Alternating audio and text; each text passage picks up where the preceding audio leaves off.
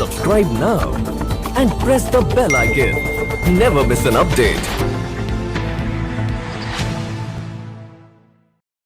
This is a presentation of how the national program is there, the National TB Elimination Program. There are quite a few technical things in this. So how we will go about is that we have a full set of presentations for anything and everything about TB. We have full set of guidelines about TB, A to Z of TB. So how we will go through this is it's about case finding and diagnosis. जैसा अभी Covid में सबने सुना कि सबसे important और सबसे बढ़िया तरीका है जितने केसेस हैं उनको टेस्ट करो, उनको फाइंड करो, उनको आइसोलेट करो, ट्रीट करो, जो भी करो, सो दैट कम्युनिटी में स्प्रेड रुक जाए. So that is what is case finding and diagnosis. Treatment and adherence. Treatment, obviously everybody understands. Adherence की क्यों बातें करते हैं हम? Adherence की हम इसलिए बातें करते हैं कि minimum treatment is 6 months. 6 महीने 180 रोज दवाइयाँ लेना बहुत टेढ़ी खीर है. It is very difficult. लेकिन अगर आप दवाइयाँ नहीं लेते हैं, you will have chances of resistance pattern. Resistant pattern में आपकी ट्रीटमेंट और लंबी हो जाएगी, उस मेडिसिन की साइड इफेक्ट्स ज़्यादा हैं. अभी तक तो जो ट्रीटमेंट थी उसमें इंजेक्टेबल थी. 6 महीने तक एक इधर हर रोज़ लगना था. तो कम से कम थैंकफुली एटलीस्ट नेशनल प्रोग्राम ने अब ओरल रेजिमेन पे भी कर लिया है कि अब वो इंजेक्टेबल्स वाले नहीं हैं. बट देर आर पेशेंट्स जो अभी भी कंटिन्यू कर रहे हैं वैसे ही इंजेक्टेबल रेजिमेन में. So that's why adherence is a very important part. Then TB comorbidity care. We know it has its own comorbidities. तो उसकी क्या है, how is the reporting structure, surveillance कैसे होती है, और care of TB patients outside the public health system. This is what this presentation will be covering. So this is how the organizational structure is under the Ministry of Health and Family Welfare. There is a central TB division. वो central level पे है, और state में state TB cell जो 36 states और union territories हैं उसके लिए हैं. और further down each district has a district TB center. जैसे यहाँ पे राजस्थान में जयपुर 1 and 2 करके हैं. तो that is how districts are there, so that जो मैनेजमेंट है वो लोकल लेवल पे अच्छी तरह से हो पाए. Right. Then there is a TB unit. TB unit is unit which is based at the block level, और वो जो ब्लॉक लेवल पे है वहाँ पे डेजिग्नेटेड टीबी के स्टाफ होते हैं. There is a senior TB treatment supervisor, STS जिसे बोलते हैं, और there is a senior TB lab supervisor, STLS. वो डेडिकेटेड स्टाफ हैं जो चीज़ों को देखते हैं TB रिलेटेड, एक ट्रीटमेंट और एक लैब की क्वालिटी पार्ट को देखता है, इसलिए वो TB यूनिट है. और उसके नीचे designated microscopy centre, DMC. DMC आप बहुत सुनेंगे. DMC इज़ अ यूनिट जो let's say primary health care पे या किसी पे जो भी एक लैब है उसे, जिसमें वहाँ के लैब टेक्नीशियन को, जो वो लोकल है उस लैब टेक्नीशियन को टीबी के माइक्रोस्कोपी की स्पेसिफिक ट्रेनिंग 15 दिनों की दी गई है. वही फैसिलिटी एक डेजिग्नेटेड माइक्रोस्कोपी सेंटर हो सकता है, और वो हर PHC नहीं है. It is normally at a 1 lakh population. Tribal, difficult, hilly areas में 50,000 population पे भी वो होती है, but otherwise 1 lakh population पे. Normally PHCs 30,000 population पे होती है. तो let's suppose 3 PHC मिलकर normally एक DMC होगी. उसके बाद है PHI, Peripheral Health Institute. Peripheral मतलब बिल्कुल ही नीचे लेवल पे whatever. तो अब अगर मान लो हमने 3 PHC में एक PHC इज DMC, तो बाकी 2 जो बचे वो PHI हो गए. और अब हमारे लिए PHI कहाँ पे और इम्पॉर्टेंट होगा, जितने हमारे प्राइवेट डॉक्टर्स होंगे, जैसे डॉक्टर गर्ग ने बोला, each of them will be a peripheral health institution for us, each of them is a PHI for us, क्योंकि उसके पास हो सकता है टीबी के मरीज आइडेंटिफाई हो रहे हैं और वहां से आ रहे हैं। तो जब उसकी रिपोर्टिंग स्ट्रक्चर आएगी तो आपके पास लेट सपोज एक डिस्ट्रिक्ट में या एक TU, जब हम ब्लॉक लेवल पे जाएं, उसमें आता है कि भाई एक ब्लॉक पे एक कम्युनिटी हेल्थ सेंटर है, CHC है, CHC के अंदर 5 PHC हैं, उसमें से लेट से आपके पास 2 डेजिग्नेटेड माइक्रोस्कोपी सेंटर है, बाकी 3 सिर्फ PHI हैं, लेकिन वहाँ पे 10 डॉक्टर भी हैं जो उधर में प्रैक्टिस करते हैं, वो टीबी भी देख रहे हैं। अगर गायनेकोलॉजिस्ट है वो नहीं देख रही टीबी तो कोई बात नहीं, वो हमारी PHI की नहीं आएंगी, लेकिन जिस रोज उन्हें गायनेकोलॉजिकल टीबी मिल जाएगी तो then she also becomes a PHI, क्योंकि वो एक रिपोर्टिंग यूनिट हो गई हमारे लिए। और इन सब चीज़ों को करने के लिए they are supporting facilities which are the national institutes. There are national institutes across the country. Bangalore में NTI है, National Tuberculosis Institute, which is the nodal center for training for tuberculosis. So जितनी भी national level की training होती है, majority happens at NTI. Then there is a center which is in Chennai, Tuberculosis Research Center, TRC. वो that is a center which is a supranational lab for tuberculosis. मतलब वो सिर्फ national level का lab नहीं है, it's a supranational. So it is a lab which does the quality for the whole region of Southeast Asia. तो जितनी भी countries यहाँ पे हैं, उनकी कंट्रीज के नेशनल रेफरेंस लैब्स जो हैं वो भी उसके अंडर में आती हैं. So there is that TRC which is a SNRL. Then we have 5 more NRLs because India is a very big country. TB is a very big problem for us. So we have 5 more NRLs. LRS Institute Delhi में मेहरौली में है, that is NRL. We have NTI जो National Training Tuberculosis Institute Bangalore में है, that is a NRL. RMRC Bhubaneswar में है, that is a NRL. Then we have Bhopal में Bhopal memorial hospital, which is a hospital which was made for the Bhopal gas victims. So that hospital comes under the Ministry of Atomic Energy. So that is also a national reference labs. तो इस तरीके से national reference lab which covers all the different areas, north, south, east और central area के लिए अलग अलग national reference labs हैं. Just below the national reference labs there are intermediate reference labs. Intermediate reference labs means it is just below the national level but they are still of prime importance. जैसे राजस्थान में अजमेर में there is a IRL, we call it as, जैसे ये एक SNRL बोला फिर NRL बोला, ये IRL. So IRL is an institution which is for that state or let's say a small region, and it takes care of quality assurance mechanism of all the labs in the region. जो भी state या region, बड़े states में 2 भी हैं. जैसे UP is a state country in itself, उस type वहाँ पे 2 हैं. तो उसी तरीके से बट ऑन एन एवरेज बड़े स्टेट्स में 1 ज़रूर हैं. तो ये है IRL.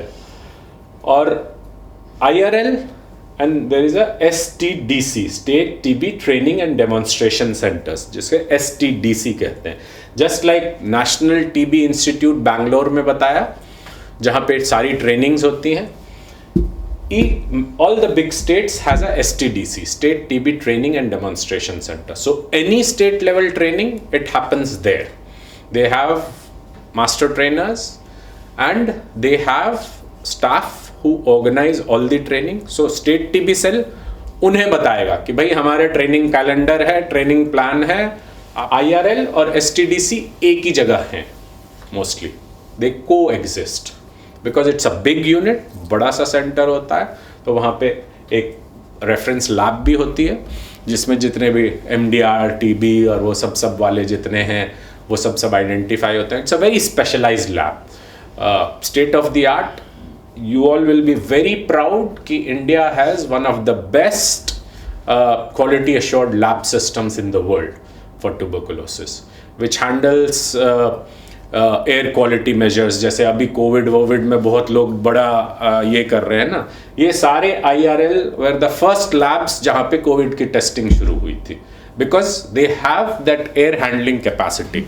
So how does it go is, जो लैब में काम कर रहे हैं स्टाफ वो नहीं इन्फेक्ट हों, इसलिए there is a negative pressure. So the air comes in and it moves out, comes in from HEPA filter, तो किसी भी तरह के इन्फेक्शन अंदर नहीं आएगी. और when it moves out also through HEPA filter कि फिर एनवायरमेंट को नहीं इन्फेक्ट करे. Those are very specialised labs, बहुत एक्सपेंसिव होते हैं, मेंटेन करना भी उतना ही मुश्किल होता है. तो those kind of labs are there which both exist together. Those are at the IRL, क्योंकि TB is a very highly infectious disease. Then just below that there is a culture and DST lab, culture and drug susceptibility testing. यहाँ पे जो MDR की जितनी labs हैं those are here. So there are, other than IRL, NRL, IRL, there are these C and DST labs. ये labs में MDR TB की diagnosis होती है, क्योंकि देखें 36 स्टेट है, अगर 36 IRL भी होंगे तब भी आप पूरे कंट्री का सैंपल्स नहीं कर सकते, तो आपको चाहिए बहुत ज़्यादा, उससे काफ़ी ज़्यादा. तो the plan for the country is to have 120 culture and DST labs, so that they can cover each and every area in the country. आपने अगर आइडेंटिफाई कर लिया कि इसे MDR है, तो ये ड्रग रेजिस्टेंट TB सेंटर्स, उन्हें कहीं ट्रीटमेंट भी शुरू करना होगा आपको, हाँ, तो उसे ट्रीटमेंट शुरू करने के लिए DRTB सेंटर्स हैं. So DRTB centres more often than not, practically most of the big medical colleges, सरकारी तो प्रैक्टिकली सारे के सारे, सब में DRTB सेंटर है.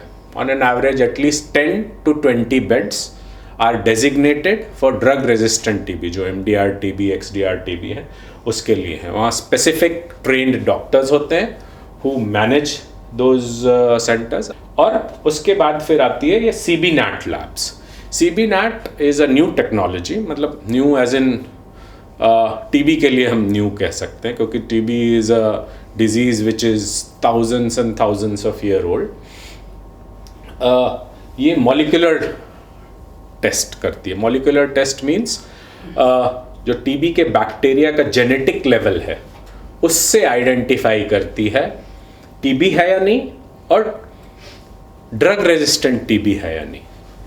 सो इस CBNAT means cartridge based nucleic acid amplification test, and India is the only country which calls this as CBNAT. Rest of the world calls that by the machine name. GeneXpert is the machine. GeneXpert is the machine. लेकिन हम किसी specific company का नाम क्यों बोलें, और वो एक कार्ट्रिज बेस्ड टेस्ट करती है, न्यूक्लिक एसिड एम्प्लीफिकेशन टेस्ट. तो इसलिए we were the first country in the world which said कि नहीं, we will not be naming it as GeneXpert, we will be calling it as CBNAT.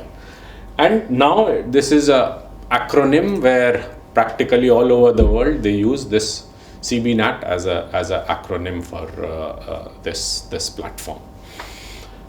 Same वही CBNAT की जो machine है वो Covid test भी करती है, वो हेपेटाइटिस B की भी करती है, हेपेटाइटिस C की भी करती है, ART एंटी रेट्रोवायरल की वायरल लोड्स भी करती हैं, बच्चों में HIV आइडेंटिफाई करने के लिए अर्ली इन्फेक्ट डायग्नोसिस वो भी करती है.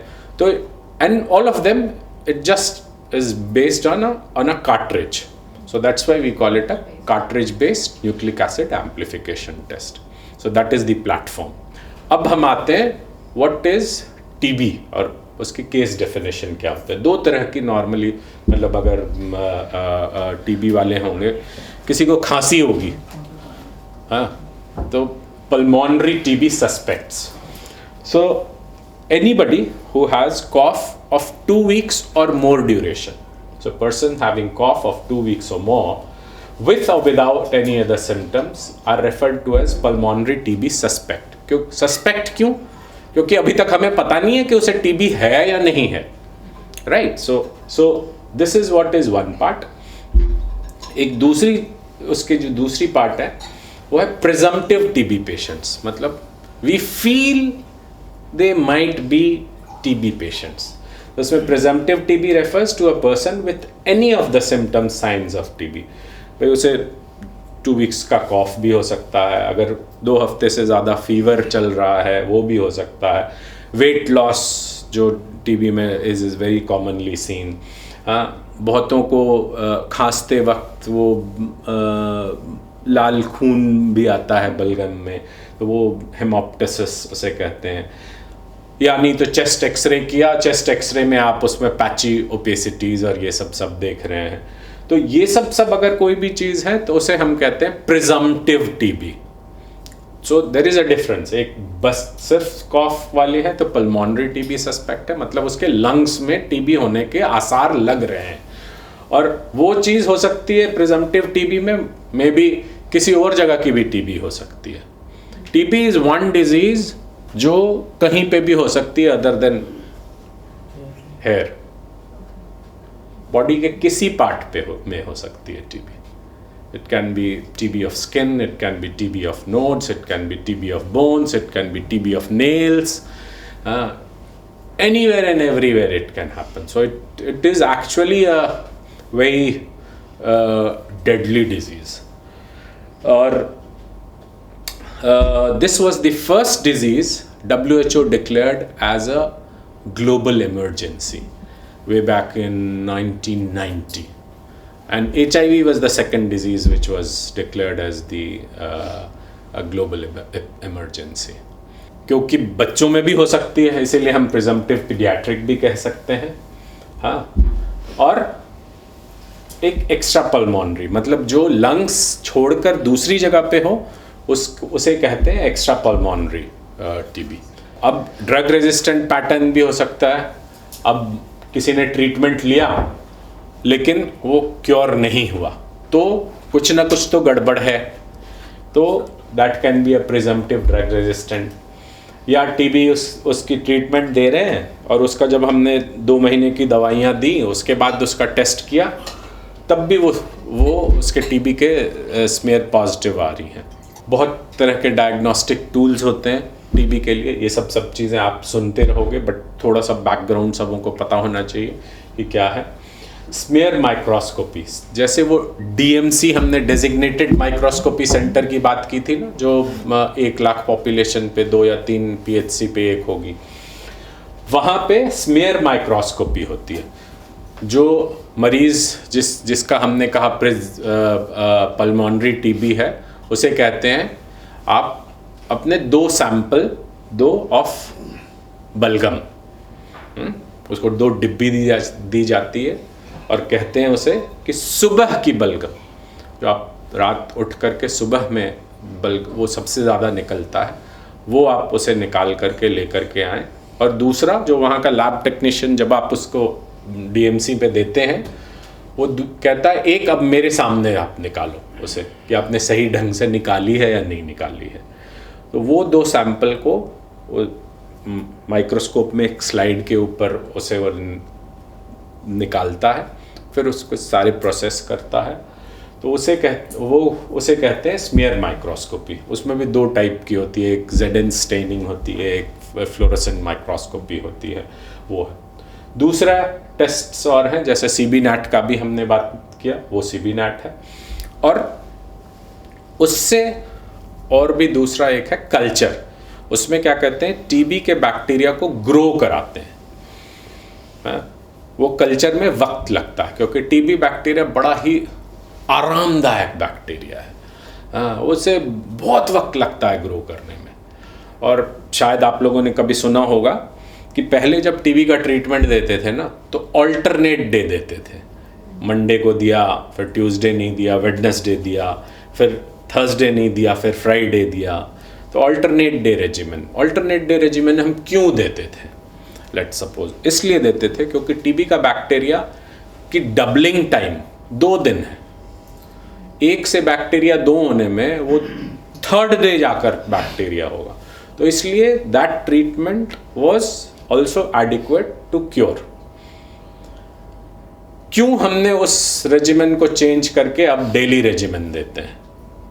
इसलिए देते हैं कि अगर मान लो कोई पेशेंट मिस आउट कर गया तो वो तो 5वें रोज जाकर लेगा ना ट्रीटमेंट। आज लिया, कल नहीं लिया, परसों उसे लेना था, उसने परसों का मिस आउट कर दिया, उसका अगला रोज फिर मिस आउट हो गया और 5वें, तो प्रैक्टिकली उसका बैक्टीरिया डबलिंग ग्रोथ हो जाएगी। हाँ, तो उस चीज को कंट्रोल करने के लिए डोजेज को कम कर दिया गया और डेली रेजिमेन कर दिया गया, विच इज ईजियर। लेकिन एडहेरेंस के मामले में थोड़ी डिफिकल्ट हो गई क्योंकि हेल्थ स्टाफ हर ऑल्टरनेट डे चेक करता है कि वो ट्रीटमेंट ले रहा है या नहीं ले रहा है। अब उस बेचारे को हर रोज देखना पड़ता है कि वो ले रहा है या नहीं ले रहा। तो you have to look at pros and cons. किस चीज को हम लूज कर रहे हैं ज्यादा, किस चीज को गेन कर रहे हैं ज्यादा। वैसे culture is something where you grow the bacteria, right? So when you grow the bacteria, culture में एक मीडियम होता है जो ग्रो करने में हेल्प करता है। तो वो बैक्टीरिया, उसमें बलगम डाला गया, उसे ग्रो करते हैं 38 डिग्रीज टेम्परेचर पे, which is the most optimal temperature जिस पे बैक्टीरिया ग्रोथ करती है।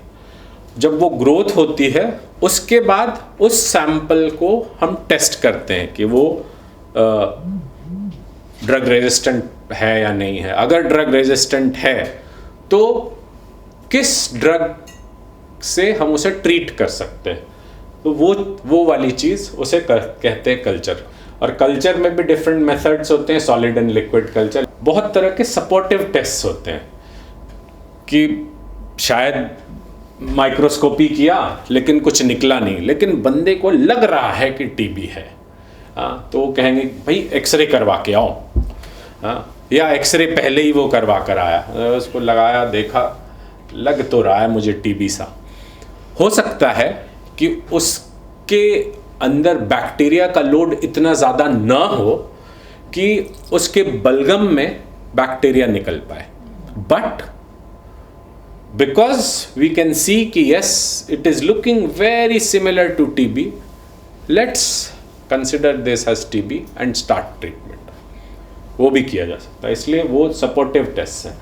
वैसे ही टीएसटी होता है, कभी आप लोगों ने देखा होगा, यहाँ पे एक छोटी सी वो स्किन में डाल करके, और हाँ वो मॉन्टो टेस्ट करते थे बच्चों में, ये बहुत रेगुलरली करते हैं। फिर एक वैसे ही है IGRA test. IGRA test is a kind, जैसे वो HIV की रैपिड किट होती है या प्रेगनेंसी की टेस्ट होती है, वो छोटी सी किट जो होती है, उसी टाइप का इग्रा टेस्ट है। तो 40% पॉपुलेशन टीबी से इन्फेक्टेड है, ठीक है, क्योंकि हमारे यहाँ बैक्टीरिया का लोड टीबी का इतना ज़्यादा है, इसलिए इन्फेक्टेड है। मैं तो 100% इन्फेक्टेड ही हूँगा, इसमें कोई डाउट ही नहीं है, क्योंकि ट्रीटमेंट किया, लोगों के केसेस देखे हैं, सब कुछ किया है, तो 100% हूँगा ही हूँगा, उसमें कोई डाउट ही नहीं है कि नहीं हूँगा। TB infection does not mean TB disease. I could be infected, I'll live my whole life without any problem, without anything, मुझे कुछ नहीं होना, मैं बिल्कुल वैसे ही रहूँगा। But maybe because of different reasons, let's say जब इम्यून कॉम्प्रोमाइज़ हो जाती है, किसी को डायबिटीज़ हो जाती है, किसी को HIV होता है, या अभी कोविड की ही बातें कर रहे हैं, वो भी इम्यून सिस्टम को डाउन करती है। इन सब चीज़ों से फ्लेयर होकर के आपके अंदर का जो इन्फेक्शन है टीबी का, वो टीबी डिजीज़ में बदल सकता है। जब टीबी डिजीज़ में बदलेगा तब हमें ट्रीटमेंट करनी पड़ेगी, right? So IGRA is a kind of test जो टीबी इन्फेक्शन बताती है। फिर अलग अलग होते हैं साइटोलॉजी। अगर किसी के आप बच्चों में देखोगे कहीं पे कि नोड्स गले में निकल आते हैं, उसको नीडल डालकर उससे एस्पिरेट निकालते हैं और उसको फिर चेक करते हैं माइक्रोस्कोप के अंदर कि वो है टीबी या नहीं है। हिस्टोपैथोलॉजी, बायोप्सी, ये सब चीज़ें करते हैं। और ये तो बेसिक डायग्नोसिस ऑफ टीबी के लिए हुआ। ड्रग ससेप्टिबिलिटी के लिए वही जैसा सीबी नैट बताया था ना, CB NAAT is used for drug resistant TB also. और एक और वैसी टेक्निक है line probe assay, LPA। LPA is assay जो अगेन बहुत स्पेशलाइज्ड लैब चाहिए होती है, मोलिकुलर लैब, वहाँ पे होती हैं फॉर ड्रग रेजिस्टेंस पैटर्न, कि ड्रग रेजिस्टेंट है या नहीं है, वो भी मॉलिक्यूलर लेवल पे चेक करती है। और एक्सटेंसिवली ड्रग रेजिस्टेंट भी है या नहीं, वो भी देखते हैं इससे। तो लाइन प्रोब ऐसे है। और ग्रोथ बेस्ड टेस्ट जैसा मैंने बताया था, ये कल्चर वाली, वैसे ही कल्चर की ड्रग ससेप्टेबिलिटी टेस्ट की, ये दवा उस पर ससेप्टेबल है या नहीं, ये यूज़ कर सकते हैं या नहीं, दूसरी यूज़ कर सकते हैं या नहीं, वो करते हैं। Subscribe now and press the bell icon. Never miss an update.